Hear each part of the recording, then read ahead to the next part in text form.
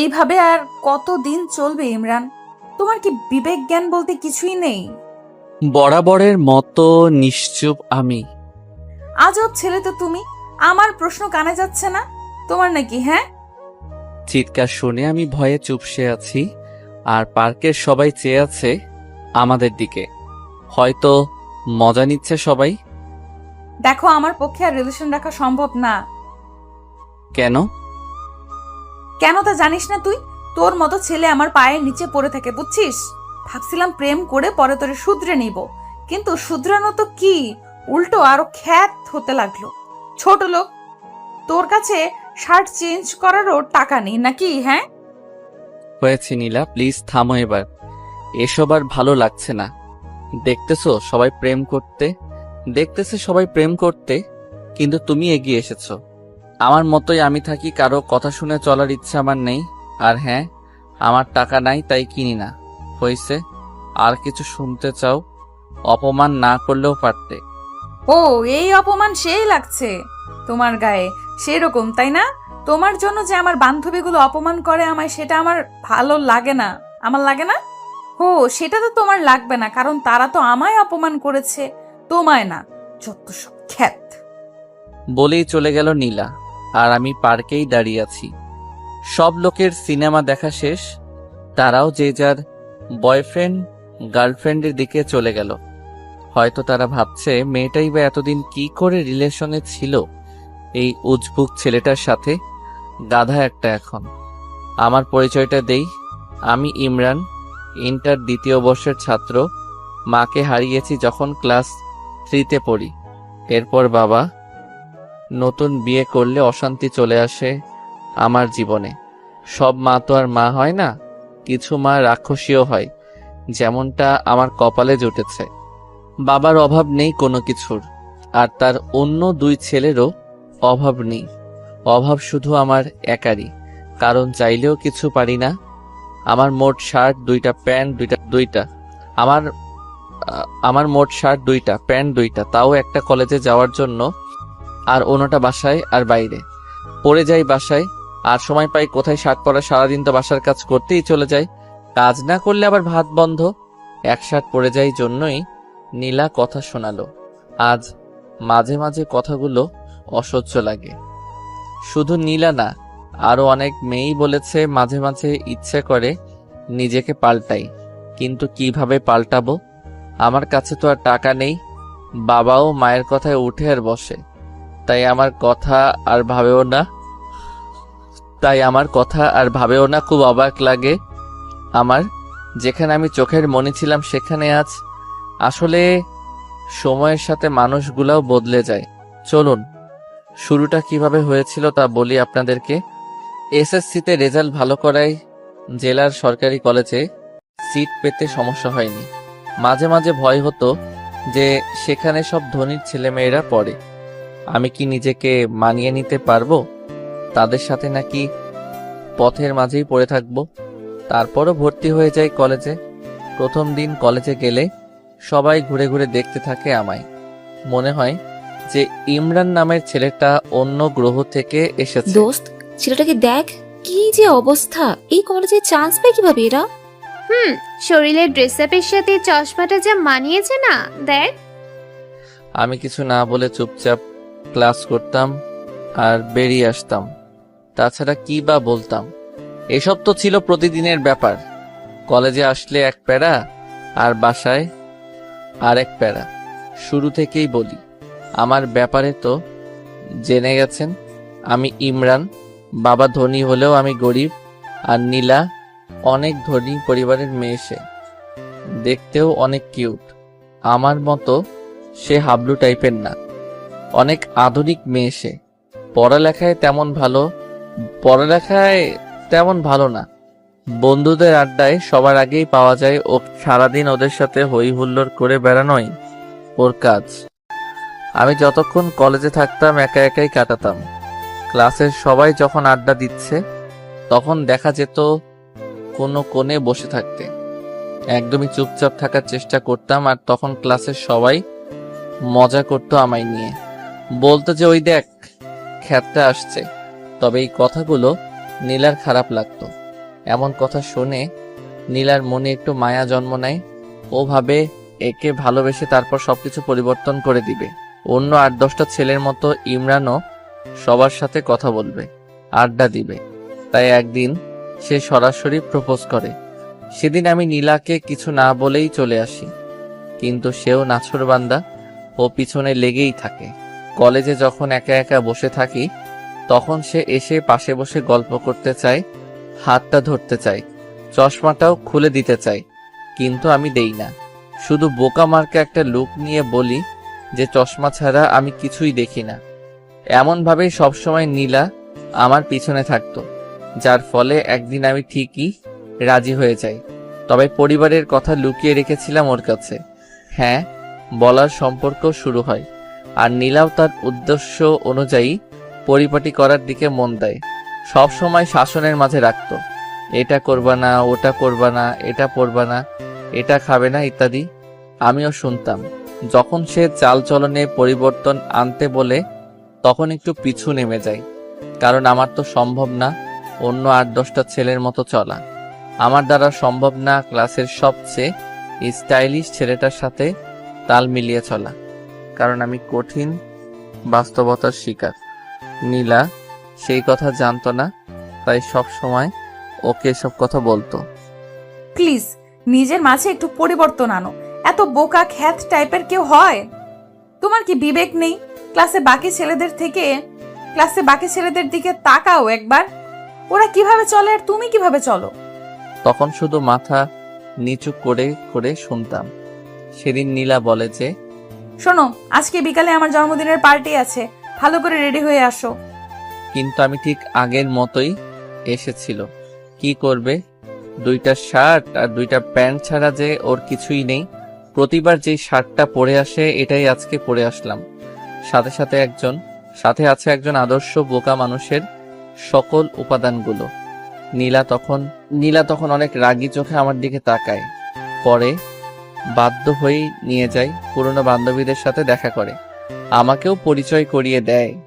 কিন্তু আমাকে দেখে সবাই অন্য চোখে ওর দিকে তাকায়। এখানে যারা এসেছে সবাই উচ্চ পরিবারের, কিন্তু আমি দেখেই মনে হচ্ছে ও কতটা সাধারণ। পায়ে আছে 100 টাকা দামের অতি সাধারণ জুতা। ওদের চাহনির উদ্দেশ্য বুঝতে পেরে আমি একটু দূরে গিয়ে দাঁড়াই। এদিকে ওর একটা ফ্রেন্ড বলে ওঠে, নীলা, তোর মতো একটা মেয়ে এমন একটা খ্যাতের সাথে প্রেম করবি এটা ভাবতেও পারিনি। এইটা কোনো ছেলে হলো? ওর দিকে তাকাতো একবার। সাথে সাথে বাকিরাও ওর সাথে তাল মিলায়, আর নীলা লজ্জায় একেবারে মাথা নিচু করে ফেলে। ও তার বন্ধুদের সামনে চলে আসে। আমিও সব কথা শুনেছি, তবে চুপ করেছিলাম, কারণ আমি জানতাম এমন কিছুই হবে। এটা নতুন কিছু না, এমন কথা শুনতে শুনতে অভ্যস্ত হয়ে গেছি। এরপর ওখানে না থেকে বাসায় চলে আসি। নীলা খুব রেগে গিয়ে বলেছিল, যদি কালকে শার্টটা পরিবর্তন করে না আসি তাহলে অন্য কিছু হয়ে যাবে। আমি তখন বলতে চাই আমার কথাগুলো, কিন্তু সেটা না শুনেই ফোন কেটে দেয়। খুব কষ্ট হচ্ছে আমার জন্য আজকে ওকে এতটা অপমানিত হতে হলো। ভাবলাম বাবার কাছ থেকে কিছু টাকা চেয়ে নিবে, যাতে করে নতুন একটা শার্ট কিনা যায়। কিন্তু বাবার রুমে গিয়ে দেখি প্রচন্ড ঝগড়া হচ্ছে তাদের, আর ঝগড়ার মূল কারণটাই হলাম আমি। ঝগড়ার এক পর্যায়ে মা বলে ওঠে, কি পেয়েছো তুমি? এটা আমার সংসার, তাই এখানে আমার অর্ডারে শুধু চলবে। কোনো একটা ছেলেকে এনে বাসায় রেখেছ, সারা বছর ঘাড়ে পড়ে আছে, একটু কাজ করলেই তো পারে। এটা তো আর কোনো সরকারি হোটেল না। তখন বাবা বলে, আসতে বলো, ইমরান শুনবে। কথাটা শোনা মাত্র মার আওয়াজ যেন আরো বেড়ে গেল। স্পষ্টই বোঝা যাচ্ছিল আমাকে কথাগুলো শোনানোর জন্যই এভাবে বলছে। আবার বলে উঠল, কারো যদি লজ্জা থাকলো তাহলে সে এভাবে অন্যের ঘাড়ে বসে খেত না। কতদিন একটা মেয়েকে খাওয়ানো যায়, আর খাওয়ার সময় তো একটুও কম খায় না। এটা ভাবে না যে এখানে দয়ার খানা খাচ্ছে সে। মা এর সবগুলো কথাই শুনি, কিন্তু জবাব দেওয়ার মতো শক্তি নেই। তাই চোখের অশ্রু ফেলেই তার সেই কথার জবাব দিলাম। ফুপিয়ে ফুপিয়ে কাঁদতে লাগলাম। কেন আজকে আমি এমন অবস্থার সম্মুখীন? আমারও তো অনেক সুন্দর একটা পরিবার ছিল, কত সুখের ছিল পরিবারটা। বাবা মায়ের একমাত্র সন্তান ছিলাম, অঢেল সম্পত্তির মালিক ছিল বাবা, কিন্তু আচমকাই একটা অসুস্থতায় মা মারা যায়, যার ফলে আজকের এই পরিস্থিতি, আর আমি হয়ে যাই এতিম। লাবিব তখন ছোট ছিল, তাই সেই সুযোগে তার চাচা তাদের সব সম্পত্তি নিয়ে যায়। লাবিব হয়ে যায় একদম নিঃস্ব। সেদিন আর বাবার কাছে টাকা চাইতে পারিনি, যার ফলে আর কিছু কিনাও হয়নি। রাতে না খেয়েই ঘুমিয়ে পড়ি। পরদিন সকালে পকেটের 10 টাকা দিয়ে গিয়ে বাইরে নাস্তা করে নেই। দুপুরটা না খেয়ে কাটিয়ে দেই। আমি যে না খেয়ে আছি এটা আমার ঠিকই বুঝতে পেরেছে, কিন্তু একবারের জন্য খেতে বলেনি। বিকেলে নীলা ফোন দেয়। কোথায় আসবি জিজ্ঞেস করতেই বলে যে কলেজের পাশের পার্কে আসতে। অনেকটা ভয়ে ভয়ে বাসা থেকে বের হই। আমি জানি না নীলা কি করবে আমার সাথে যখন সে দেখবে আমার গায়ে সেই পুরনো শার্টটাই আছে, যখন দেখবে পায়ে সে আগের জুতাই আছে, যখন দেখবে মাথার চুলগুলো আগের মতোই এলোমেলো, তখন যে কি করবে আমার সাথে এসব ভাবতে ভাবতে পার্কে কখন আসি বলতেই পারি না। নীলার সামনে যেতেই তার চোখ দুটো লাল করে ফেলে। ওর পুরো মুখটাই লাল হয়ে যায়, যেটা দেখে বুঝতে পারি যে নীলা প্রচন্ড রেগে গেছে। আর তখনই প্রথমে সেই কথাগুলো বলে। এভাবে আর কতদিন ইমরান? আমি আর পারছি না। কি করলাম আমি নীলা? কি করলাম মানে? আমার কথার কোনো গুরুত্ব নাই তোমার কাছে? কি বলো এসব? অবশ্যই আছে, আসলে কাজে অনেক বিজি ছিলাম তাই আর মার্কেটে যাইনি। ভালো। টাকা আছে কি তোমার কাছে? সরি নীলা। চুপ করো। তুমি তাকাও তো একবার নিজের দিকে। কেমন দেখা যায় তোমাকে? তোমার জন্য কোনো বন্ধুদের সামনেও যেতে পারি না লজ্জায়। সবাই দেখলেই বলে যে ওই খ্যাতটার জিএফ আসছে। আমি মাথা নিচু করে রাখি শুধু। তোমার সাথে আমি আর পারছি না। আমার একটা সম্মান আছে। ভেবেছিলাম ভালোবাসার পর তুমি পরিবর্তন হবে, কিন্তু তোমার মাঝে এক ফোঁটাও পরিবর্তন আসেনি। সরি। না, আমি আর পারছি না। তোমার সাথে সবকিছু এইখানেই শেষ করলাম। এটা বলেই নীলা উঠে চলে গেল, আর আমি অশ্রু ভেজা চোখে ওর চলে যাওয়ার দিকে তাকিয়ে থাকি। এছাড়া কি বা আর করতে পারি? এই মুহূর্তে প্রচন্ড কষ্ট হচ্ছে, গাল বেয়ে বেয়ে চোখের পানি পড়ছে। আমি জানি নীলা আমার সম্পর্কে কিছুই জানে না, তাই এমন করেছে, কিন্তু সে কি করবে? তার তো কিছুই করার নেই। তারও তো মান সম্মান আছে। মনে হচ্ছে নিঃশ্বাস এখনই বন্ধ হয়ে যাবে। আস্তে আস্তে উঠে দাঁড়িয়ে সোজা চলে যাই নদীর পাড়ে। সেখানে গিয়ে বসে চোখ থেকে চশমাটা খুলে ইচ্ছা মতো কেঁদে নেই। যদি মা থাকতো, কারো দয়ার পাত্র হয়ে থাকতে হতো না, এতটা অসহায়ও থাকতে হতো না। একটু পর চোখের পানিটা মুছে আকাশের দিকে তাকাই আর চিৎকার করে বলতে থাকি, আল্লাহ, কেন তুমি এমন করলে আমার সাথে? কি দোষ করেছিলাম আমি? কেন এত কষ্ট দাও আমাকে? কেন আমার মাকে কেড়ে নিলে আমার কাছ থেকে? কেন তার আদর ভালোবাসা আমাকে পেতে দিলে না? আমার এখনো মনে পড়ে ছোটবেলায় চুল কাটাইতে চাইতাম না, জন্য মা জোর করে বাবার সাথে পাঠাই দিত। আর এখন সেই চুল কাটাতে চাইলেও টাকা নেই। ঈদের দিনে সকালে উঠে মা এসে আগে আমায় আমার গিফট দিত, কত আদর করেই না লাচ্চা খাওয়াই দিত। আর এখন আমার সৎ ভাইদের সৎ মা খাওয়াই দেয়, ঈদের ড্রেস দেয়। আমি শুধু চেয়ে দেখি, কি আর করব, মা নেই যে। কিছুক্ষণ পর খেয়াল হলো যে অনেক রাত হয়ে গেছে, সাথে প্রচন্ড ক্ষুধা একদম সহ্য করতে পারি না, তাই বাসার দিকে এগিয়ে যাই। বাসায় আবার যে কি অপেক্ষা করছে কোনো কাজই করা হয়নি। বাসার সিদ্ধান্ত নেই, যত কিছুই বলুক কান পেতে সেগুলো শুনবো আর খেয়ে নিব। বাসায় মা বসে বসে টিভি দেখছিল, কিন্তু আমি এসে কলিং বেল বাজাতেই উনি প্রচন্ড বিরক্ত হন। প্রথমে ভেবেছিলেন ওনার স্বামী এসেছে, কিন্তু দরজা খুলে যখন দেখেন আমি দাঁড়িয়ে আছি, তখন ওনার রক্ত গরম হয়ে যায়। প্রচন্ড রেগে কথা বলে, থাকিস কই? এত রাতে কেউ বাসায় আসে? এটা কি নিজের বাসা পাইছস? থাকছস অন্যের বাসায়, লজ্জা করে না? আবার এত রাত করে বাসায় ফিরস? চুপ করেই কথাগুলো শুনতে থাকি। কিছুই বলার নেই। রুমে এসে কিছুক্ষণ শুয়ে থাকি, তারপর ক্ষুধার জ্বালায় মায়ের সামনে যাই। ওনার সামনে গিয়ে দাঁড়াতেই উনি রাগী চোখে তাকায়। একটু ভয় পেলেও বাধ্য হয়ে বলি যে, মা, খাওয়ার মতো কিছু আছে?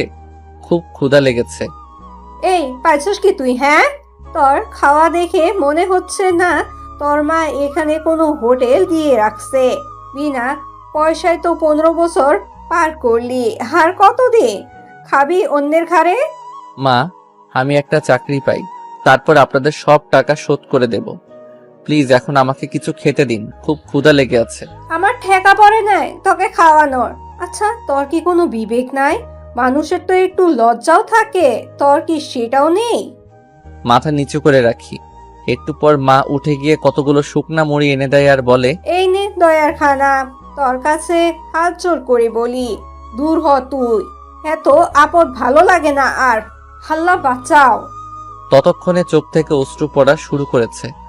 খাওয়ার ইচ্ছেটাই চলে গেছে, না খেয়ে রুমে চলে আসে আর প্রচন্ড কান্না করি। তবে সেটার কোনো শব্দ নেই, সিদ্ধান্ত নেই যে আর থাকবে না এখানে। জানিও না কোথায় যাব, তবে এটা নিয়ে ভাবিও না। খাতা কলম নিয়ে বসে যাই, উদ্দেশ্য বাবাকে একটা চিঠি লেখা। চিঠি লেখা শুরু করে দিলাম। আব্বু, কেমন আছো? নিশ্চয়ই অনেক ভালো আছো, তাই না? জানো, আমিও অনেক ভালো আছি। প্রতিদিন সকালে মা নামক পাষণ্ড মানুষটা আমাকে অনেক আদর করে, কতগুলো বকা দেয়। প্রতিবার খাওয়ার সময় কত সুন্দর করে আমাকে বিভিন্ন কথা বলে। আচ্ছা, তুমি কি সেটা শোনো না, দেখো না, নাকি দেখেও না দেখার ভান করো? কষ্ট হয় না তোমার সেই ছোট্ট ইমরানের জন্য? জানো, আজকে প্রায় একদিন না খেয়ে আছি। তুমি জানো আমি ক্ষুধা একদমই সহ্য করতে পারি না, কিন্তু দেখো আমি ঠিকই এখন পারছি। আমি না অনেক পরিবর্তন হয়ে গেছি। এখন আর কাঁদি না, কাউকে জড়িয়েও ধরি না, শুধু চুপচাপ থাকি আর ভাবি, হয়তো মা থাকলে আমার সাথে কখনো এমন হতো না। কোথায় হারিয়ে গেলে? অনেক ভালোবাসি তোমাকে, সত্যি অনেক ভালোবাসি। ইতি, তোমাদের আদরের সন্তান। এরপর ছাদে চলে যাই, তারপর কিছুক্ষণ আকাশের দিকে চেয়ে থাকি, তারপর এসেই সবকিছু গুছিয়ে নেই। খাতা কলমটা এখনো ব্যাগে নেওয়া হয়নি। ওটার দিকে চোখ পড়তেই নীলার কথা মনে পড়ে যায়। কত ভালোবাসতাম তাকে, বাঁচার স্বপ্ন দেখেছিলাম তাকে নিয়ে, কিন্তু সেও ছেড়ে চলে গেছে। নীলা সত্যটা জানা দরকার, তাই নীলার জন্যেও একটা চিঠি লেখা শুরু করে দিলাম। নীলা, হয়তো ভালো আছো, ভালো তো থাকবেই। তোমার জীবন থেকে একটা বাধা দূর হয়েছে যে। আসলে আমি জানতাম না তুমি কি দেখে আমাকে ভালোবেসেছিলে, তাই তো তোমার কথায় রাজি হচ্ছিলাম না। কিন্তু যখন তুমি বারবার এসে আমাকে বলতে লাগলে, তখন কেন যেন আমার মনে হলো তুমি সত্যি ভালোবাসো আমাকে, তাই হ্যাঁ বলে দিয়েছিলাম। কিন্তু আস্তে আস্তে আমি বুঝতে পারি আমার চলাফেরা তোমার চাহিদা মতো হচ্ছে না, তোমার মনের মতো আমি হতে পারছি না। পারবো কিভাবে? তুমি চাইতে আমি অন্য সবার মতো থাকি, সবাই যতটা স্মার্ট হয়ে থাকে আমিও সেটা করি। কিন্তু একটা কি জানো, আমার দ্বারা সেটা সম্ভব ছিল না, কারণ সেই ছোটবেলাতেই আমি আমার মাকে হারিয়েছি। তারপর এলাকার অনেক কষ্টে এতটুকু আসতে পেরেছি। এখানে সৎ মায়ের কাছে থাকতাম, যার বিনিময়ে আমাকে প্রতিনিয়ত অপমানিত হতে হতো। জানো, শার্ট কেনার মতো আমার সেই অবস্থা ছিল না, না হয়তো আমি অবশ্যই কিনতাম। কে না চায় তার প্রিয় মানুষের মনের মতো হতে বলো? আমি চলে যাচ্ছি দূরে, অনেক দূরে। জানি না কোথায় যাব, কিন্তু কথা দিচ্ছি আর তোমার সামনে আসবো না। ভালো থেকো। এটা নিয়ে বাসা থেকে বের হয়ে যাই। আসার সময় মাকে বলে আসি যে যদি কিছু করে থাকি তাহলে ক্ষমা করে দিতে। আমি হয়ে যাওয়ার পর মার মুখে বিশ্বজয়ের হাসি ফুটে উঠেছিল। চিঠিটা নিয়ে সোজা নীলাদের বাসায় চলে আসি। দারোয়ানকে চিঠিটা নীলাকে দিয়ে দেওয়ার জন্য বলি, তারপরে সামনের দিকে পা বাড়াই। ইমরান জানে না সে কোথায় যাচ্ছে। লেখক সেখানে থমকে দাঁড়ায়, দু চোখ দিয়ে শুধু দেখতে থাকে ইমরান এগিয়ে যাচ্ছে সম্মুখে, গন্তব্যহীন পথে। তার সাথী হিসেবে আছে হাজারো অব্যক্ত কথা আর বুক চিরে দেওয়ার মতো কষ্ট। একটা সময় ইমরান মিলিয়ে যায় রাতের অন্ধকারে, আর দেখা যায় তাকে। চশমা পরা বোকা ছেলেটা ফেরেনি আর। দারোয়ান নীলাকে ঠিকই চিঠিটা দিয়েছিল। নীলা চিঠিটা পড়া মাত্রই চিৎকার করে কেঁদে ওঠে। সে কান্না করতে করতে বাসা থেকে বের হয়েছিল ইমরানকে খুঁজতে, কিন্তু ততক্ষণে নীলা বড্ড দেরি করে ফেলেছে। খুঁজে পায়নি কোথাও চশমা পরা বোকা ছেলেটাকে। নীলা পুরো শহর খুঁজে বেড়াচ্ছে ইমরানকে। ফেসবুকে বিভিন্ন গ্রুপে ছবি দিয়ে পোস্ট করেছে, কিন্তু তাতেও কিছু হয়নি। মাঝে মাঝে ভাবে যে ইমরান আছে কি পৃথিবীতে। না, ইমরান যেতে পারে না। ঠিক এই বিশ্বাসটা নিয়েই খুঁজতে থাকি ইমরানকে। কিন্তু এই পৃথিবীতে এত মানুষের ভিড়ে কাউকে খুঁজে পাওয়া কি এতটাই সোজা? এভাবেই চলতে থাকে দিন, আর দেখতে দেখতে পরীক্ষাও চলে আসে। নীলা ভাবে ইমরান হয়তো এইচএসসি পরীক্ষা মিস করবে না, তাই সে প্রতিটা দিন সবার আগে এক্সাম হলে চলে যায়। কিন্তু এতেও কোনো কাজ হয়নি। যে চলে যায় সে একেবারেই চলে যায়, ফেরার জন্য হয়তো চলে যায় না। এর মধ্যে ঘটে যায় অন্য এক কাণ্ড। ফেসবুকে হঠাৎ মেসেজ রিকোয়েস্ট চেক করতে ইচ্ছে হলো নীলার। মেয়ে মানুষ তো অনেক মেসেজ রিকোয়েস্ট আসে, কিন্তু কখনো তা চেক করে না। আজ কেন জানি ইচ্ছে হলো চেক করতে। চেক করার এক পর্যায়ে একটা মেসেজ দেখিয়ে নীলার চোখ আটকে যায় সেখানে। আজ থেকে 3 মাস আগের মেসেজ এটা। হ্যালো, আপনি যে ছেলেটার পিক গ্রুপে দিয়েছেন তার মতো কাউকে আমি সিলেটে দেখেছি। হোয়াট? সিলেট? ভাইয়া আপনি কোথায় এখন? প্লিজ একটু তাড়াতাড়ি বলেন না।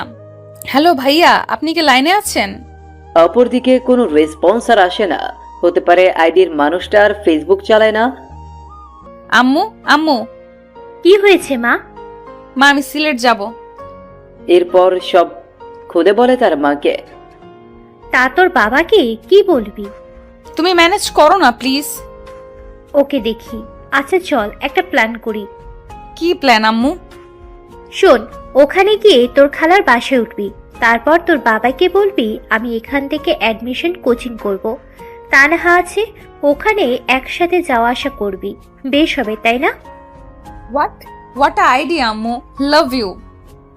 I love you too my sweet মামনি। আসলে নীলা আর ওর মায়ের সম্পর্কটা অত্যন্ত মধুর। অনেক মেয়েরই মায়ের সাথে এরকম ভাব থাকে। আপনাদের কারো এরকম মা থাকলে অবশ্যই বলবেন কমেন্টে। এরপর প্ল্যান অনুযায়ী চলে যায় সিলেট। সেখানে তার ছোট মামুনি, খালু আর তার সমবয়সী এক বোন যার নাম তানহা আছে। বাসে উঠলে পরের দিন গিয়ে বাস স্টপে নামে। এরপর তার বোন নিতে আসলে তার সাথে চলে যায়। হ্যালো মামুনি, কেমন আছো? আমি ভালো মা, তুই? মামুনি, তুমি কিন্তু আরো মোটু হইছো। সে কথা বলিও না, বসে বসে শুধু গিললেই হবে। কি বললা তুমি?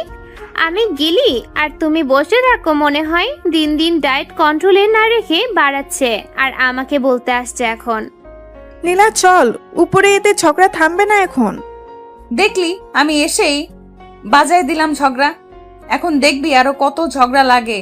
রাতে দুইজনকে ঝগড়া শেখাবো। আল্লাহ গো, তুই পারিস নীলা। ওই, আমি না পারলি কি তুই পারবি? আচ্ছা বল, এখন হঠাৎ তোর জেলার কোচিং বাদ দিয়ে এখানে কারণটা কি? কোনো কারণ নাই, এমনিতেই তোর সাথে থাকবো তাই। ওই দেখ, আমার সামনে কোনো রকম চালাকি চলবে না, সত্যি করে বল। ইমরানের কথা বলছি না তোকে?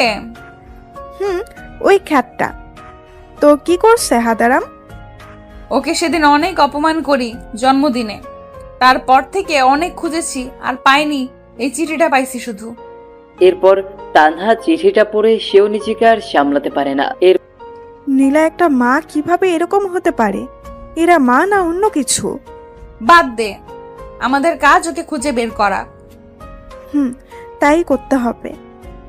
পর কোচিং, বাসা, শহর সব জায়গা খুঁজেছে, কিন্তু কপাল খারাপ, কোথাও পায়নি সেই আইডি থেকে কোনো সিগন্যাল। এদিকে আস্তে আস্তে দিনও যেতে থাকে। ভর্তি পরীক্ষা, অনার্স সব শেষ। ইমরানের কথা মনে করতে করতে যে কিভাবে 4টা বছর কেটে গেল নীলার জীবন থেকে। মাঝে মাঝে এইসব মনে করে অনেক হাসি পায়। নীলা এতদিন যে খোঁজেনি তা কিন্তু না। প্রতিটা দিন যেখানে গেছে সেখানেই খুঁজে বেরিয়েছে, কিন্তু পায়নি। দেশের প্রায় সব জায়গায় খুঁজেছে নীলা। মাঝে মাঝে ভাবে যে সামান্য দেশের মানুষগুলোর মাঝে নিজের ভালোবাসাকে খুঁজে পাচ্ছে না, তাহলে কি ভালোবাসলো সে? নীলা, মা ওর তাড়াতাড়ি, আজ তোর ইন্টারভিউ না? আজ নীলা জবের ইন্টারভিউ দিতে যাচ্ছে। জীবনে যাই হোক, কখনো পড়াশোনার সামনে মাথা নত করেনি, তাই আজ এই জায়গায় এসে দাঁড়িয়েছে। হ্যাঁ আম্মু, উঠতেছি। আয় নাস্তা খেয়ে নে। উফ আম্মু, সকালে ডিম খেয়ে গেল, ইন্টারভিউ ডিম পাবো। চুপচাপ খেয়ে নে। ওকে ওকে। আম্মু, আম্মু, গেলাম আমি। বাবা কোথায়? এই যে আমি এসে গেছি। চললাম, বাই। ওকে, সাবধানে যাস। ওকে। পর তানহাকে ফোন দেয় নীলা। হ্যালো, কই তুই? এই তো বের হলাম, তুই কোথায়? আমিও বার হইছি। ওকে আয়। এরপর তারা তাদের গন্তব্যে ফিরে ওয়েটিং রুমে বসে অপেক্ষা করছে। একটু পর তানহার ডাক এলো। সে নীলাকে রেখে চলে গেল ভেতরে, আর 15 মিনিট পর ফিরে এলো। কি হইল ভেতরে? চাকরির কি হইলো জানি না, তবে ক্রাশ খাইছি রে। হইছে, থাম। তোর বয়ফ্রেন্ড জানলে আত্মহত্যা করবে, এমনিতেই যে ঢঙ্গি সে।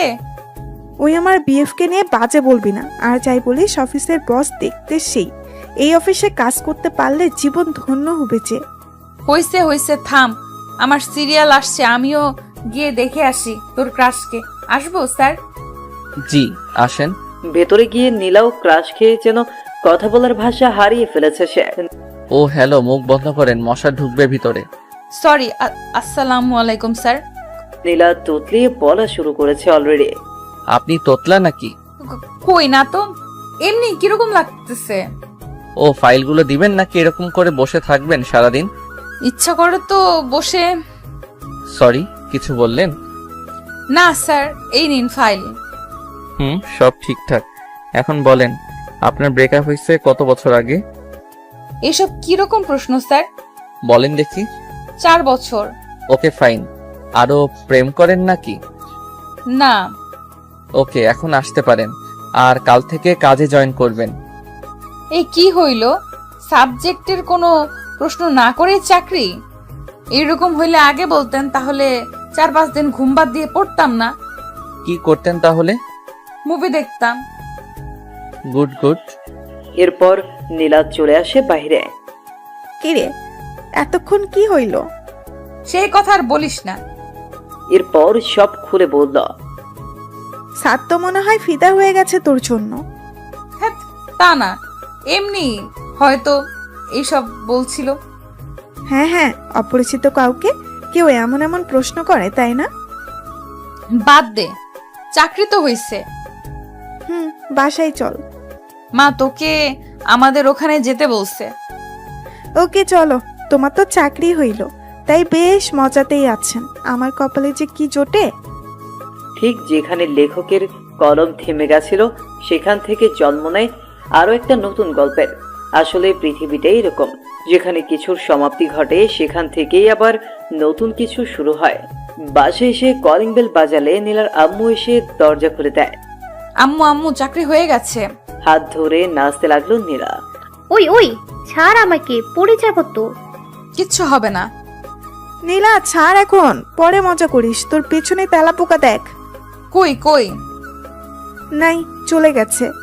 হারামি, ভয় দেখাস আমাকে? শুধু রুমে চল, মজা দেখাবো এখন।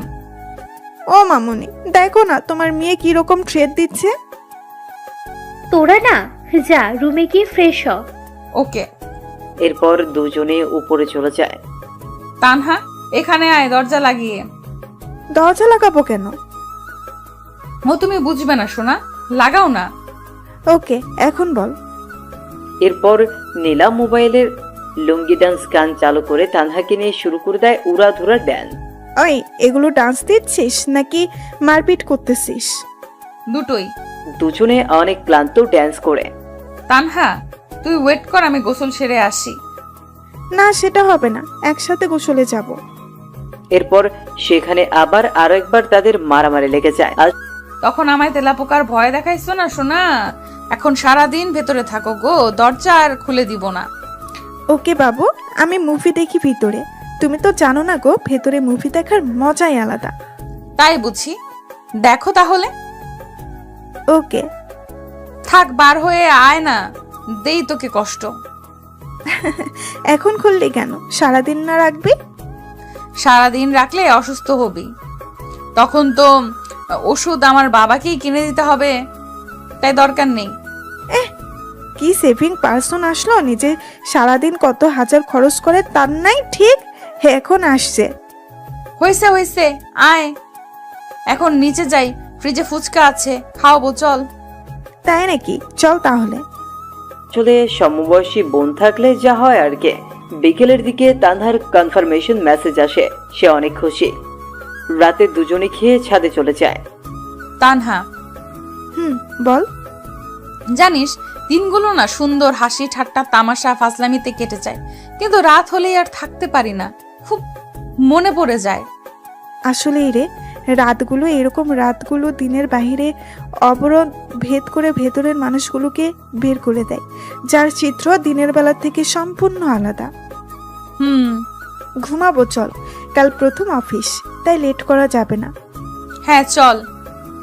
এরপর রাতটা কেটে যায়। পরদিন সবার কাছ থেকে দোয়া নিয়ে পা বাড়ায় অফিসের দিকে। অফিসে গেলে পিয়ন নীলা আর তানহার ডেস্ক দেখিয়ে দেয়। তারা দুজন পাশাপাশি কাজ করবে, এইসব সম্পর্কে তো তারা কিছুই জানে না। একটু পর পিয়ন এসে বলল, স্যার আপনাদের দুজনকেই ডেকেছে। এরপর চলে যায় সোজা বসের রুমে। স্যার আসবো? আসুন। তা মিস নীলা অ্যান্ড তানহা, কেমন লাগছে নতুন অফিস? বেশ ভালোই। আর বস তো আরো ভালো। তাই নাকি? তো কি দেখলেন ভালোর? এই তো পুরাই ক্রাশ। তানহা, আমি কিন্তু আপনার বস। না রাখেন তো, আমি বস টস বলতে পারবো না, ভাইয়া বলে ডাকবো প্লিজ। ওকে, তো যে জন্য ডেকেছি এই হচ্ছে তোমাদের ফাইল, এগুলো কমপ্লিট করে দিও। আপনার নামটা কি ভাইয়া? নীলা শুধু চুপ হয়ে তানহার কথা শুনতেছে। মেয়েটা যে এত বেশি কথা বলে। নাম শুনে কি হবে? ভাইয়া বলে ডাকবো, আর ভাইয়ার নামটা জানবো না? তাই আমার নাম সাজিদ। ওকে, আর তুমি করে বলবো। যা ইচ্ছে বলিও, এখন যাও কাজ করো। Okay bye. আরো শোনো, বলেন। লাঞ্চ টাইমে একসাথে খাবো। ওকে ভাইয়া। এরপর যে যার কাজে মন দেয়। এইদিকে লাঞ্চের টাইম কোন দিক দিয়ে চলে যায় তা সাকিব বুঝতেই পারে না। ভাইয়া একটু সময় হবে কি? তোমার ক্ষুধা লাগছে অনেক তো। ও সরি, আমার তো মনেই নেই। তো তোমরা আগে মনে করে দিবা না? আপনি যে মনোযোগ দিয়ে কাজ করতেছেন, কিভাবে ডিস্টার্ব দেই বলেন? ওকে, চলো এখন। এরপর লাঞ্চ শেষ করে আবার সবাই যে যার কাজে চলে যায়। অফিস টাইম শেষ হলে বাসায় চলে যায় সবাই। আমজাদ চাচা সবার বাসায় তাদের জন্য কেউ না কেউ অপেক্ষায় থাকে তাদের জন্য, তাই তারা অফিস ছুটি হলে চলে যায়। কিন্তু আমার বাসায় তেমন কেউ নেই। তাছাড়া ওরা যে টাইম দেয়, আমিও যদি তাই করি তাহলে তো ওদের আর আমার মাঝে কোনো পার্থক্য থাকবে না। চাচা, আপনি চলে যান, আমি কাজ শেষ করে চলে যাব। ওকে ঠিক আছে। এরপর সাজিদ কাজ শেষ করে সোজা চলে যায় পার্কের দিকে। সেখানে কিছু এতিম ছেলে মেয়ে আছে, তাদের সাথে গল্প করে। রাতের খাবার খেয়ে বাসে যায়। এভাবেই দিন চলে যায় ইমরানের। দেখলি বসকে কিরকম হাতে করে নিলাম একদিনে? দেখলাম, ট্যালেন্ট আছে তোর, আর তাই তো ওরকম ঢ্যাঁড়সের মতো বিএফ জুটাইছিস। আরে ওটার কথা বাদ দে তো। ও থাকাও যে না থাকাও সে। সারাদিনে কি একবারও বলেছে আমার সাথে কথা বলে নাই? ওর সাথে ব্রেকআপ করতেই হবে আজ। তা করিস পরে। ক্ষুধা লাগছে, খাবো চল। মামনি খাইতে দাও, ক্ষুধা লাগছে। ওকে বস, দিচ্ছি। জানো আজ কি করছে তানহা? কি? বসকে একদম পটিয়ে ভাই ডাকা শুরু করছে। তুমি বলো তো ঠিক করছি না। এখন কাজে ভুল হলে বা লেট করে গেলে কিচ্ছু বলবে না। একদম ঠিক করেছিস মা। এরপর খাওয়া শেষে ঘুম আর ঘুম দিবে। উঠে অফিস। আবার আগের দিনের মতো বস রুমে চলে যায় তারা। আগের দিন তো সাজিদ ডাকেনি, তানহা নিজেই চলে গেছে। ভাইয়া আসবো? আসো। কেমন আছো ভাইয়া? আলহামদুলিল্লাহ, তোমরা? কাজ করতে করতে বলল, আমরাও ভালো। ভাইয়া তুমি কি সবসময় কাজ করো এমন? এটা ছাড়া তো আর কোনো কিছু নেই জীবনে, তাই এটাই করি শুধু। জীবনে বলতে? ওসব তোমাদের বুঝতে হবে না। তো ভাইয়া কাল বাসায় গেছো কয়টায়? 9টার দিকে। এতক্ষণ কি অফিসে ছিলা? মাগরিবের পর অফিস থেকে বার হইছি। এরপর কি করছো যে বাসায় যেতে এত লেট হইছে? তোমাকে জানা লাগবে না এত কিছু, নিজের কাজ করো, যাও। ভাইয়া আমি না তোমার বোন, আমাকে বলবো না? দেখো, কোনো ইমোশনাল ব্ল্যাকমেইল করবা না, কাজে যাও, লাঞ্চে কথা হবে। ধ্যাৎ। এরপর নীলা তানহা চলে আসে। কি ভাব নিয়ে কথা বললো দেখছিস, আর তুই তারপরও আগ বাড়িয়ে কথা বলছিস। আজব তো, কোথায় ভাব নিল? এখন ব্যস্ত আছে জন্য বললো যে লাঞ্চ টাইমে কথা বলবে। আচ্ছা একটা কথা বলতো, ভাইয়ার কি গার্লফ্রেন্ড আছে? এরকম ছেলে আবার না থাকে গার্লফ্রেন্ড? আসলে যে এর গার্লফ্রেন্ড হবে সে অনেক লাকি, তাই না? তোর মাথায় এসব চিন্তা কেন কাজ করে? চুপচাপ কর। এরপর লাঞ্চ টাইমে খাওয়া শেষ করে একটু গল্প করে আবার কাজে লেগে পড়ে। আস্তে আস্তে অফিসের সময় শেষ। আচ্ছা চাচা, আমাদের বস কি প্রতিদিন এরকম লেট করেই বাসায় যায়? মা, তো লেট করার কারণ কি? উনি বলেন যে আমিও যদি কর্মচারীদের মতো একই সময় দেই তাহলে তারা আমার আর মধ্যে পার্থক্য কি? আর বাসায় কেউ নেই, তাই যত সময় পাই কাজে লাগাই। আর কি কি করেন উনি? এই তো প্রতিদিন পার্কে যাব, এতিম ছেলেদের সাথে গল্প করব, তাদের সাথে খেলে খাওয়া দাওয়া করে তারপর বাসায় যাই। ওকে চাচা, ভালো থাকবেন। যাই তাহলে। ঠিক আছে মা, সাবধানে যেও। নীলা আসছে, ছেলেটা অন্যরকম। যতই তার বিষয়ে জানতেছি ততই ব্যাপারটা ঘোলাটে লাগতেছে। প্রপোজ করবো নাকি বলতো? তুই না ভাইয়া বলিস? ভাইয়ার জন্য কি প্রপোজ করা যাবে না? ওই আমার কোন জন্মের ভাই? হ্যাঁ, আজীব মানুষ তুই রে, যা ইচ্ছা কর। এরপর তারা আবার পরের দিনের জন্য প্রিপারেশন নিচ্ছে। অফিসে গিয়ে তানহা সোজা চলে গেল সাজিদের রুমে। হাই কেমন আছো? ভাই, একটা কথা বলি। বলো। ধরো আমি যদি তোমায় প্রপোজ করি, তখন তুমি কি করবা? দেখো, এরকম মন মানসিকতা নিয়ে যদি এখানে আসো তাহলে আসতে পারো। এখন এটা অফিস, প্রেম করা জায়গা না। আর হ্যাঁ, আমি তোমায় বোন ভাবি, অন্য কিছু না। আর এর থেকে বেশি বাড়াবাড়ি করলে এটাও হারাবা। সো বোনের মতোই থাকো, এতেই ভালো। ওকে। এটা বলেই তানহা চলে গেল নিজের ডেস্কে। নীলাকে সব খুলে বলতেই হাসতে হাসতে শেষ। এই কুত্তি, হাসিস কেন? হাসবো না তো কি করব? উচিত শিক্ষা হইছে তোর। আজকে যা প্রপোজ কর, হারামি একটা। জিহবা বাকিয়ে ওয়াশরুমে গেল তানহা। এরপর কাজ করতে করতে লাঞ্চের সময় চলে আসে। ভাইয়া খাবো, চলো। আমার ক্ষুধা নেই, তুমি যাও। সাজিদের কথাই দেখে বোঝা যাচ্ছে যে সে অনেকটা রেগে আছে তানহার উপরে। ভাইয়া প্লিজ চলো না। যেতে বলছি না তোমায়, তুমি যাবা। তানহা ভয়ে চলে গেল। একটু পর নীলা গেল তার বস রুমে। স্যার আসবো? হ্যাঁ নীলা, আসো। স্যার খাইতে চলেন না প্লিজ। আপনি না খেলে ওদিকে তানহাও খাবে না বলতেছে। প্লিজ চলেন না। ওই খাবে না কেন? বলতেছে ভাইয়াকে ছাড়া বোন খায় নাকি, প্লিজ চলেন। যদি এটাই ভাবতো তাহলে আর এরকম কাণ্ড করতো না। ওটা ভুল হয়ে গেছে, এখন চলেন তো। আর ওর এ দোষটা কোথায়? যে কোনো মেয়ে আপনাকে দেখলে ক্রাশ খেয়ে যাবে। আপনি হয়তো জানেন না আমাদের এখানে কত মেয়ে লুকিয়ে লুকিয়ে আপনাকে দেখে। হইছে, চলেন তো এখন। এরপর খাওয়া শেষে চলে যায় যে যার কাছে। একটু পর পিয়ন এসে বলে গেল কাল মিটিং আছে, সবাই যেন তাড়াতাড়ি চলে আসে অফিসে। কাজ শেষ করে শেষে সবাই চলে যাচ্ছে যে যার বাসায়। কি মা, তোমরা দাঁড়িয়ে যে বাসায় যাবা না? না চাচা, বসের সাথে যাব। কেন, কোনো কাজ আছে নাকি? না, এমনি। ওকে দাঁড়াও, আমি বলতেছি। তোমরা অপেক্ষা করতেছো? চাচা তাড়াতাড়ি আসতে বলেন। একটু পর সাজিদ বাইরে চলে আসলো।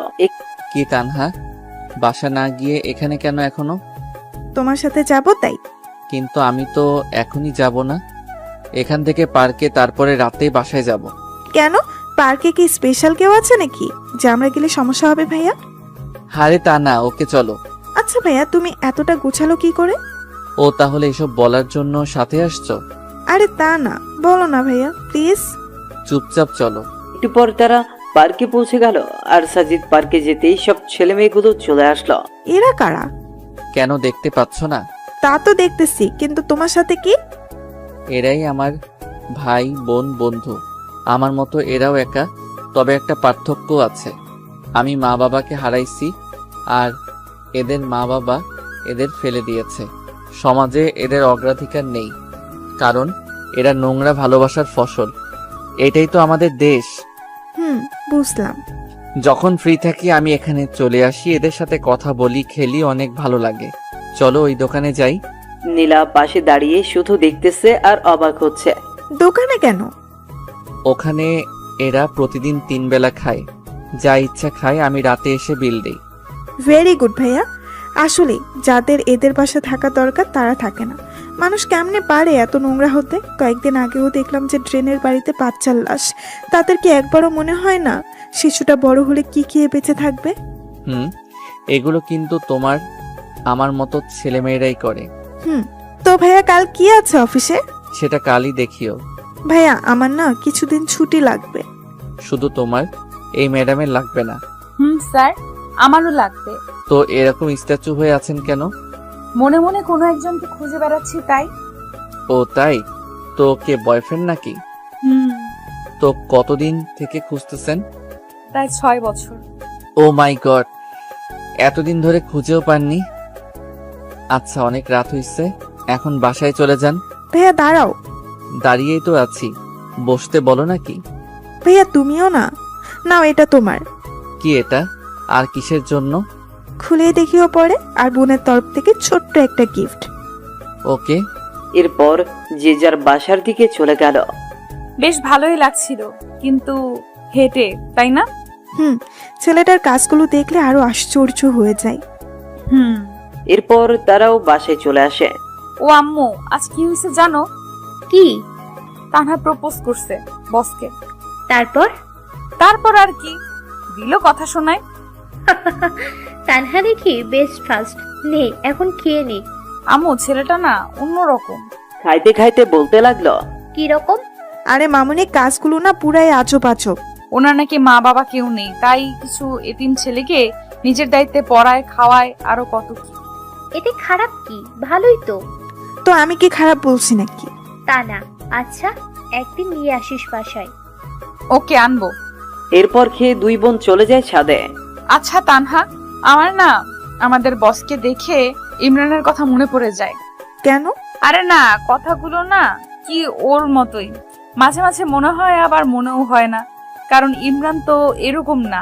ওকে ভালো করেই চিনি আমি, কোনোভাবেই এরকম গোছালো হওয়া সম্ভব না। তা ঠিক। আবার দেখ, চাচা বলছে যে বসের কেউ নেই, কিন্তু ইমরানের তো বাবা আছে। ফটকাটা এখানেই। নীলা, একটা কথা বলি। বল। তুই ইমরানকে ভুলে যা, এটাই ভালো হবে। দেখ, ও কোথায় আছে, কেমন আছে তা আমরা কেউ জানি না। তাই ওর আশা ছেড়ে দে, নতুন করে শুরু কর সবকিছু। প্লিজ, নেক্সট টাইম আর এটা বলবি না। ঘুমাবো, চল। এরপর ঘুমায়, আর ঘুম থেকে পরের দিন উঠে চলে যায় অফিসে। চাচা, সবাই এসেছে। হ্যাঁ বাবা। সবাইকে কনফারেন্স রুমে যেতে বলেন, আমি আসতেছি একটু পর। একটু পর সবাই চলে আসলো। Hello guys, attention please. কাজ তো অনেক হলো, এবার একটা আনন্দ মজা করার দরকার। তাই ঠিক করছে, আগামী বুধবার আমরা ঘুরতে যাব বান্দরবনে। কি তোমরা প্রস্তুত তো? Yes sir. So guys, let's enjoy. আর আশা করি এখনো 2 দিন বাকি আছে। এই 2 দিন সবাই সবার কাজগুলো সেরে ফেলবেন, আর বুধবার ঠিক 7টায় অফিসে চলে আসবেন। ওকে। সবাই সবার কাজে চলে গেল। নীলা দেখ, স্যারের ফিলিংস আছে, বলতে হবে। ঠিক বলছিস। দাঁড়া, বসের রুম থেকে আসতেছি। ওখানে কেন আবার? আহা, ওয়েট কর না। ভাইয়া, আসবো? আসো। একটা রিকোয়েস্ট রাখবা প্লিজ? কি বলো আগে, তারপর ভেবে দেখব। ঘুরতে যাওয়ার সময় আমার পাশে বসতে হবে, প্লিজ প্লিজ প্লিজ। ওকে, যদি সকলের সিট আগে ফিল আপ হয় তো বসবো, বাট সিট কম পড়লে সরি। ওকে, থ্যাঙ্কস। কি হইল রে ভেতরে? কি আর হবে, কি আর হবে, স্যারকে পাশে বসানোর টিকিট নিলাম। গুড। এইভাবে আস্তে আস্তে যাওয়ার দিন চলে আসে। সবাই যথাসময় পৌঁছে যায়। তানহা, সামনে দেখ। কি রে, সামনে? ও মাই গড, কে এটা? আমাদের বস। গিটার, ক্যামেরা, কি এসব? মনে হচ্ছে মজা ভালোই হবে। Hello, how are you? Fine sir, আপনি? ভালো। শোনো, আমাদের জার্নি কিন্তু টোটাল 14 ঘন্টার। এই টোটাল সময়টা অনেক মজা হবে। চাচা, কই আপনি? বাবা, আমি রেডি। ওকে, তাহলে গাড়ি ছাড়তে বলেন। সবাই শোনো, কেউ কানে ইয়ারফোন লাগিয়ে গান শুনবা না। মোবাইলের গান তো প্রতিদিনই শুনি, আজ না হয় অন্যের খালি গলায় শুনবো। যার যে গান শুনতে ইচ্ছা করবে, আর এখানে যার গলায় শুনতে ইচ্ছা করবে বলবা আমাকে। সে গান না পেলেও ওই গানের নিম্ন 6 লাইন গাইতে হবে। ক্লিয়ার সবার? তো আগে আমি শুরু করছি একটা গান দিয়ে, এরপর তোমরা শুরু করবা। কার কি গান আর কার কাছ থেকে শুনবা? ওকে। এরপর সাজিদ আস্তে করে গিটার হাতে নিয়ে সুন্দর একটা সুর তুলে বলতে শুরু করলো। চোখে চোখ রেখে বসে আছি এভাবে, দেখো না কি তুমি আমার মনে যে কে, আমার চোখে কি দেখোনি? মনের কথা কি বোঝনি? তবু একবার দেই বলে ভালোবাসি তোমাকে, আবারও বলছি তোমাকে বেসেছি আমি ভালো। এইভাবে সম্পূর্ণটাই শেষ করলো। আর একটা হবে। আরে না, এখন আমি রিকোয়েস্ট করব আমাদের চাচাকে একটা গান বলতে। চাচা আজ না করতে পারবেন না। ইয়াহু। চাচা শুরু করেন। এরপর চাচা শুরু করলো মাইলসে ফিরিয়ে দাও গান। কি চাচা, কাকে বলতেছেন এই বয়সে প্রেম ফিরিয়ে দিতে? সবাই তো হাসতে হাসতে শেষ। কই, কাউকে না তো। আমি গান বললাম। আমি বুঝছি চাচা, এই বয়সে কাকে মন দিলেন? স্যার, আমাদের সকলের একটা প্রশ্ন আছে। কি প্রশ্ন? আপনি কিভাবে এই কম বয়সে একটা কোম্পানির মালিক হলেন, মানে আপনার জীবনী নিয়ে জানতে চাই। ওটা শেষে বলবো, এখন গানের পর্বটা শেষ হোক। এই তানহা শোন, নীলা তানহার কানে কানে বলতেছে। যে গানটা স্যার বললো সেটা ইমরানের খুব ফেভারিট। আমাকে সে অনেকবার শুনিয়েছে, কিন্তু ইমরান গিটার বাজাতে জানে না। তোর সব কথা রেখে সামনে তাকা। স্যার প্লিজ এখন বলেন না আপনার জীবন সম্পর্কে। খুব জানতে ইচ্ছে করে যে মানুষটা কিভাবে এতটা গোছালো হতে পারে। আসলে এসবের পিছনে আমার গার্লফ্রেন্ডের অবদান। তার সাথে দেখা হলে একটা ধন্যবাদ দিব। তার করা অপমানগুলোই জেদ হয়, আর আমি সামনে এগিয়ে যাই। কত যে কষ্ট করতে হয়েছে এই জায়গায় আসতে, সেটা আল্লাহ আর আমি জানি। বাদ দাও ওসব, বাকিটা পরে। ও মা গো, গার্লফ্রেন্ডের হাত তো ভাইয়া এখনো আছে কি? নেই, তবে চোখ বন্ধ করলেই দেখতে পাই। তো এখন আমার প্রশ্ন নীলার কাছে। আজ সে তার ব্রেকআপের গল্প বলবে। এরপর মিস্টার খালিদ আপনি রেডি থাকবেন। আপনাকে এমন কিছু বলতে হবে যেন সবাই হাসে। আসলে আমার বিএফ এর নাম ইমরান। নিজেই একদিন ভুল করেছি আর সে চলে গেছে। কি ভুল করেছিলেন? অপমান করেছিলাম। এরপর 6 বছর ধরে খুঁজতেছি, কিন্তু পাচ্ছি না। বাবা, এত ভালোবাসা তার জন্য? যদি ফিরে আসে এখন, তো কি করবেন? 2 গালে থাপ্পড় দিব। কেন? আমাকে এত কষ্ট দেওয়ার শাস্তি পাবে না?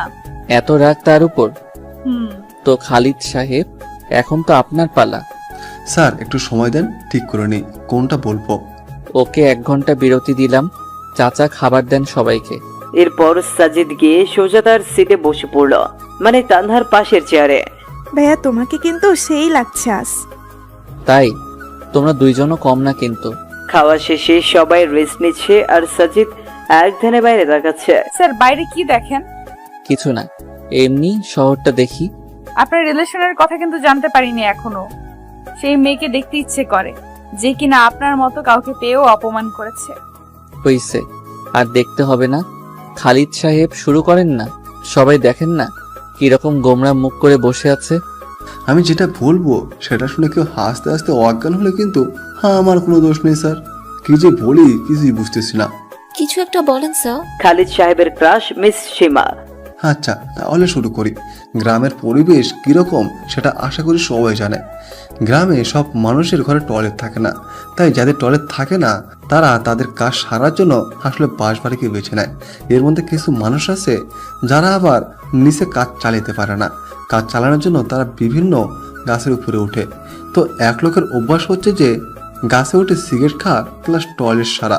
প্রতিদিনের মতো সেদিন বাসবাড়িতে গেলে সেদিন এক অন্যরকম কিছু ঘটে। কিরকম? সবাই আগ্রহ নিয়ে শুনতেছে আসলে কি হতে চলেছে। সেদিন তিনি চারপাশ দেখে সুন্দর গাছে উঠে গেল। তারপর আস্তে আস্তে সিগারেটের টান আর কাজ শুরু করে দিল। এদিকে এক বৃদ্ধ আবার নিচে এসে বসে পড়েছে। উপরে যে একজন আছে তা লক্ষ্যই করনি। এদিকে উপরের জন্য নিচের জনকে দেখে নাই, তাই যে যার মতো কাজ করতেছে। উপরের জন তখনও শুরু করতে পারে নাই, তাই জোরে চাপ দেয় গাছ নাড়া শুরু করেছে। এটা আবার নিচের জন দেখে উপরে যেই তাকাইছে ঠিক সময়ই জিনিসের সাথে তার মুখে চোখু। উপরের জন তখনও বুঝতে পারে না যে নিচে কি হচ্ছে, তাই সে কাজ চালাইতেই রাখলো। আর নিচের জনের মুখ শেষ। কোনো রকমের নিচের জন মুখ তুলে বলল, ওই থামবো নাকি লাঠি দিয়ে গাছে উঠবো। এটা শুনে উপরের জন নিচে তাকায় দেখে যা কাজ এতক্ষণে সেরে ফেলেছে সে আর কে পায়। তাকে এক লাফ দিয়ে গাছ থেকে লাফ দিয়ে দেবো। আর নিচের জন বলতেছে, হারামজাদা কি খাস তুই, এত টক আর কি গন্ধ। গাছে উঠে তোর টয়লেটের দৃশ্য আবার এক ভাই দূর থেকে ওপ্পো মোবাইল দিয়ে ভিডিও করছে। এরপর পুরো গ্রাম প্রচার। হা হা হা। কি শুনাইলেন ভাই? এরপর অন্য পর্ব শুরু হয়ে গেল। যে যার কাছে ইচ্ছা গান শুনতে যাচ্ছে আর সাজিদ সুন্দর করে গিটার বাজিয়ে যাচ্ছে, যা শুনে সবাই মুগ্ধ। এর মাঝেই তারা দুপুরের খাওয়া শেষ করে দিয়েছে।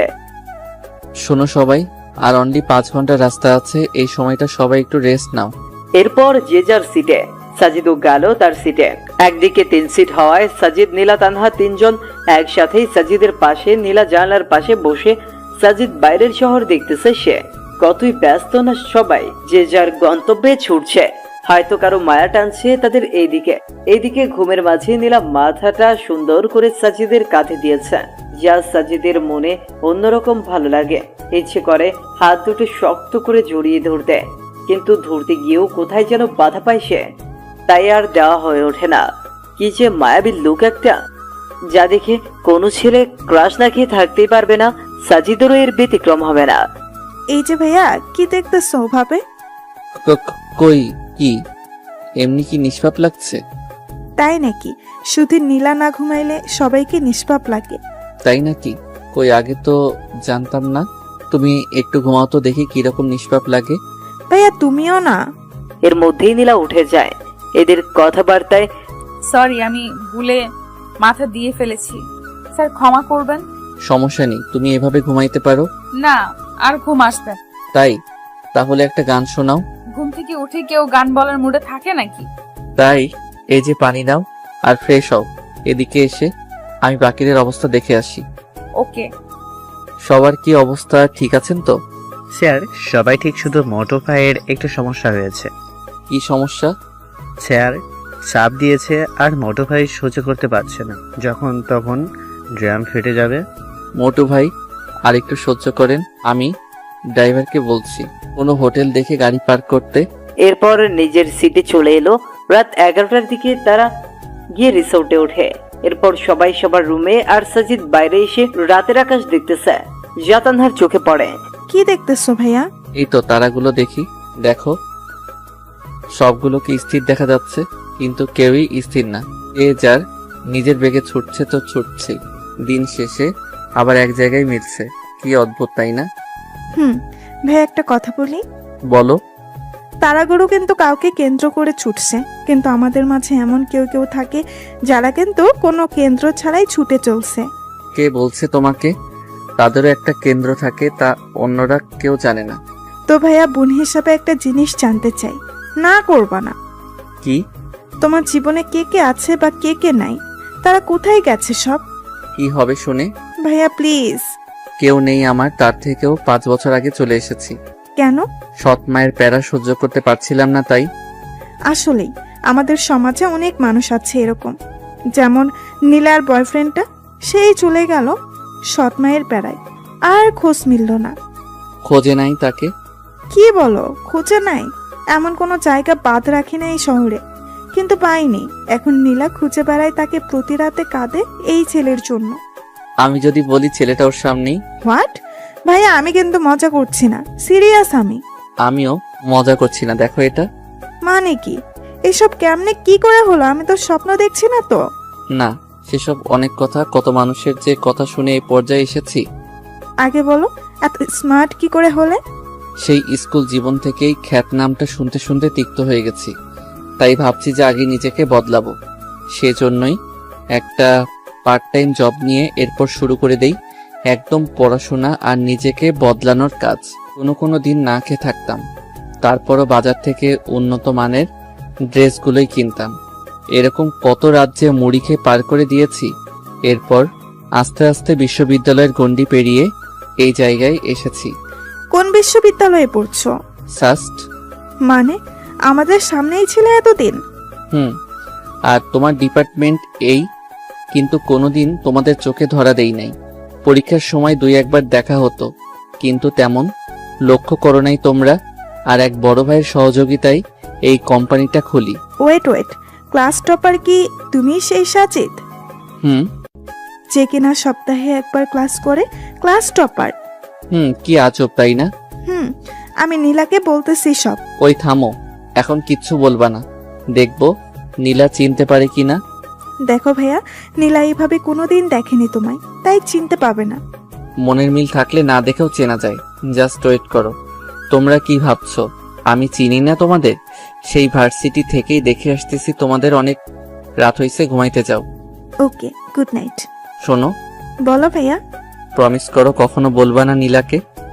ওকে, বাট কখনো যদি জানে তখন? জানবে না। Good night. আর ভাইয়া নামটা কেন তোমার? নীলা বা কেউ যাতে জানতে না পারে। এরপর যে যার রুমে চলে গেল। কি কথা বললি বাইরে? মানে তুই ঘুমাস নাই?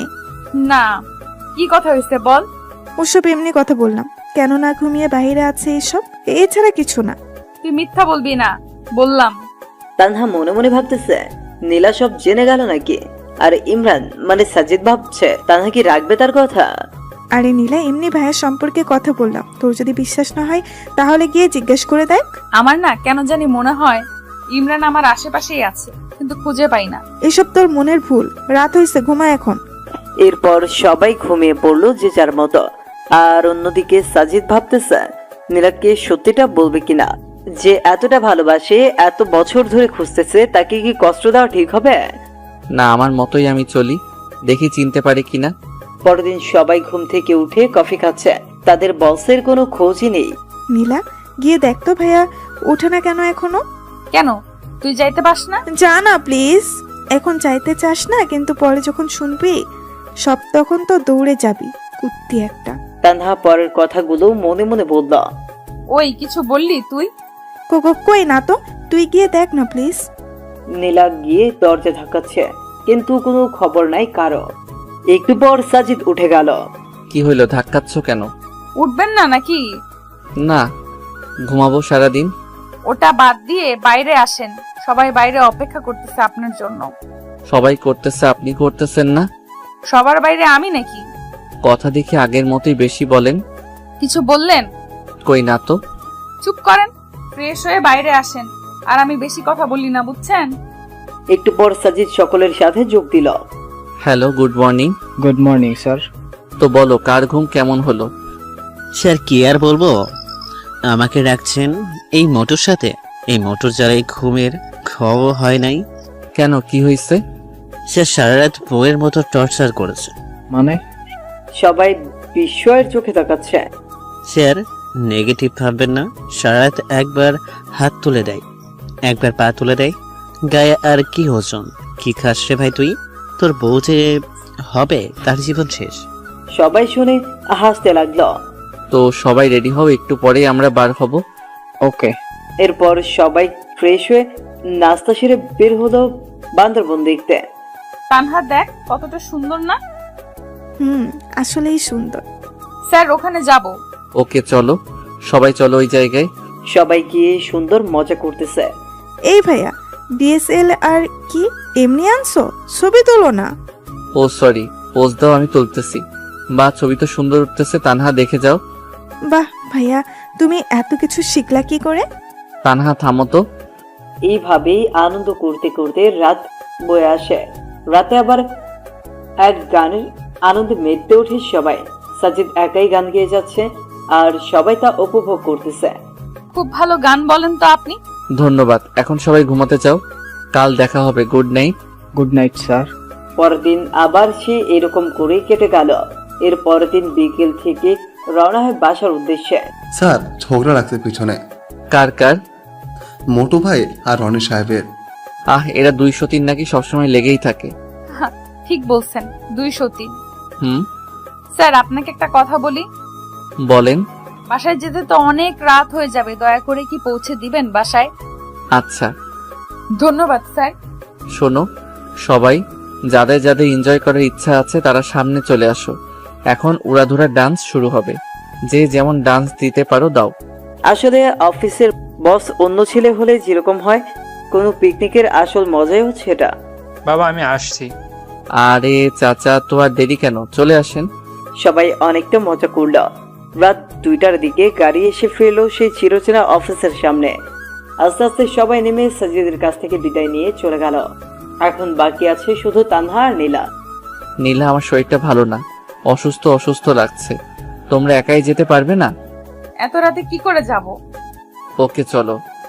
জোর সারতে খুব ভালো লাগছে নীলার, পাশাপাশি হাঁটতে কাছাকাছি বাসা হওয়ায় বেশিক্ষণ লাগেনি যেতে। নীলা যাও তাহলে, আমি গেলাম। গেলাম মানে এত রাতে কই যাবেন আপনি? ভেতরে আসেন। রেগে বলল কথাটা।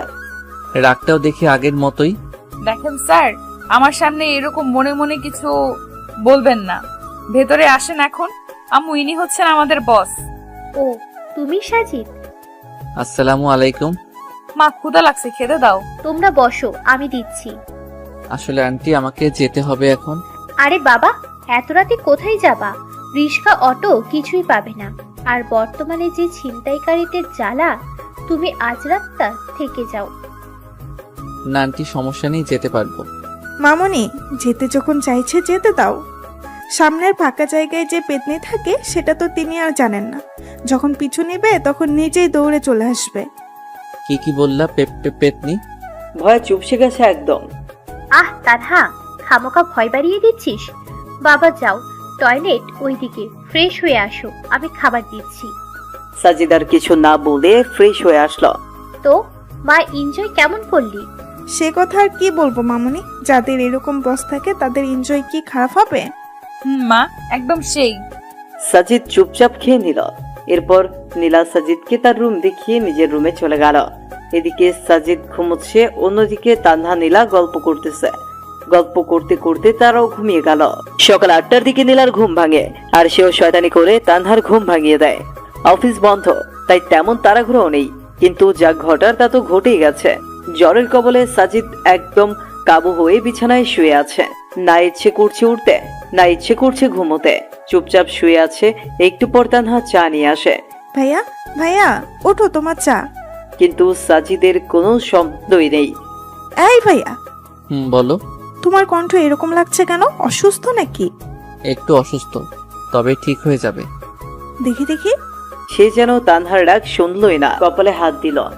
ও মা, এটা একটু অসুস্থ। নীলা, এদিকে আয়। জোরে ডাক দিল নীলাকে। কিরে, কি হয়েছে? জ্বর আসছে সেই। বলিস কি? তুই গিয়ে নাস্তা ওষুধ নিয়ে আয়, আমি দেখতেছি। নীলাও মাথায় হাত দিয়ে দেখে ভীষণ জ্বর। আমি বাসায় যাব, এখানে ভালো লাগছে না। কি বললেন? বাসায় গেলে দেখাশোনা করার জন্য বউ আছে নাকি?